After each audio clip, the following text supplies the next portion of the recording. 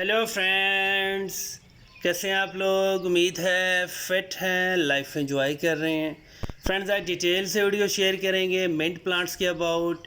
मतलब हमारा पुदीने का प्लांट, इसको पेपरमिंट कहते हैं और इसमें बहुत सारी वैरायटी है। अब इसको आप रूफ टॉप पे गमलों में बहुत इजीली मैनेज कर सकते हैं।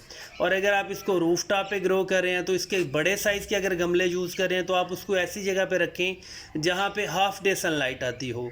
मतलब सर्दी हो या गर्मी हो, मई जून जुलाई हो, गमला ऐसी जगह होना चाहिए जहाँ पे सिर्फ आधे दिन की धूप आनी चाहिए। अब सीज़न स्टार्ट हो चुका है, मतलब जैसे ही सर्दियाँ आती हैं मैक्सिमम नवंबर दिसंबर जनवरी में इसके जो पत्ते हैं थोड़े से जलने लगते हैं और इसकी ग्रोथ जो है वो ऑलमोस्ट निल हो जाती है, रुक सी जाती है। लेकिन जैसे ही फरवरी का मंथ स्टार्ट होने लगता है, हल्की धूप आती है, तेज़ होती है धूप, इसकी ग्रोथ जो है वो बहुत ज़्यादा वाइल्ड होने लगती है। इसको बहुत ही नेचुरल मिट्टी में ग्रो करें। मतलब सादा सी मिट्टी होनी चाहिए जिसको आप वेल ड्रेन्ड सॉइल कहते हैं, जिसको आप हल वाली मिट्टी कहते हैं, भालू मिट्टी कहते हैं, वो वाली मिट्टी यूज़ करें।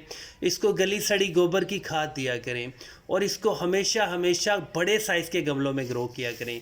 लेकिन गमला बहुत ज़्यादा डीप नहीं होना चाहिए, गमला चौड़ा होना चाहिए। जितना ज़्यादा गमला चौड़ा होगा, वाइड होगा, इसकी रूट्स ज़्यादा डेवलप होंगी और बेसिकली ये रूट्स में से न्यू पप्स निकालता है, न्यू शूटिंग करता है, न्यू ब्रांचेस निकालता है और आपका गमला बहुत जल्दी हेल्थी और बुशी हो जाता है। और जो आपको ये वैरायटी नज़र आ रही है जिसकी बड़ी बड़ी सी ब्रांचेज़ हैं, ये इंडियन मिंट है और इसको आप वाइल्ड मिंट भी कह सकते हैं। इसका टेस्ट थोड़ा सा स्ट्रांग होता है और ये थोड़ा सा यूज़ होता है, लेकिन इसकी वैरायटी बहुत ज़्यादा एक्सपेंसिव है।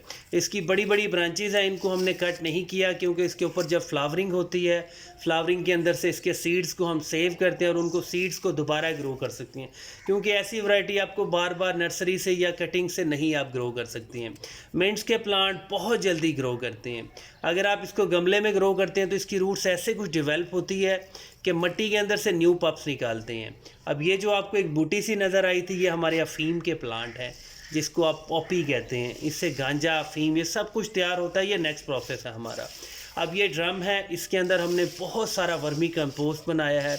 इसके अंदर कोई 800-900 वर्मी कंपोस्ट हैं, जिसे आप गंडोए कहते हैं, कैचुए कहते हैं, अर्थवार्म्स कहते हैं, वो अंदर ही है। ऊपर हमने मिंट के सीड लगाए थे, पेपरमिंट के, और वो अच्छे से ग्रो भी हुए, जर्मिनेट भी हुए और वो काफ़ी ज़्यादा अब एक्सपेंड हो रहे हैं।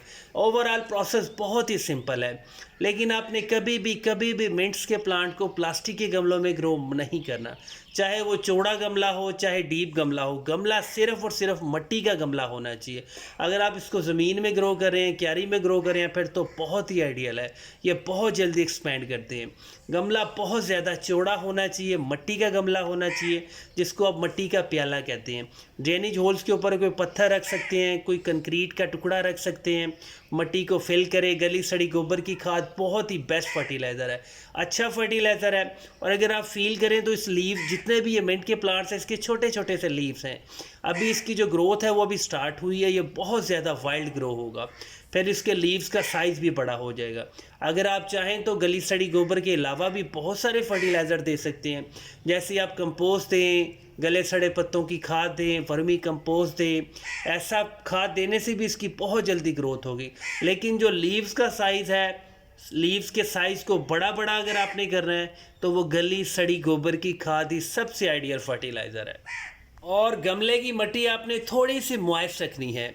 मतलब अगर आपको डेली भी पानी देना पड़े तो आप डेली भी इसको पानी ज़रूर दें। गमले की मिट्टी को कभी भी ड्राई मत होने दें।